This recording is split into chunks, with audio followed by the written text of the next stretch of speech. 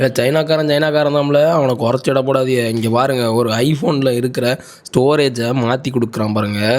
கொஞ்சம் கொஞ்சமாக அந்த மதர் போர்டை கழட்டி அதில் இருக்க ஸ்டோரேஜை எடுத்து, இப்போ 128 ஜிபி அப்படின்னா அதை வந்து அதில் வந்து சால்ட்ரு பண்ணியிருப்பாங்கள்ல அந்த சிப்பு, அதை வந்து கொஞ்சம் கொஞ்சமாக டீசால்ட்ரு பண்ணி இப்போ அந்த சிப்பை எடுத்துகிட்டு வேறு ஒரு சிப், இப்போ 1 டிபி வேணும், இல்லை 512 வேணும் அப்படின்னா அந்த சிப்பை எடுத்து பக்காவாக சால்ட்ரு பண்ணி அதை அப்படியே மொத்தமாக மாற்றி கொடுத்துருவான் ஸ்டோரேஜ்.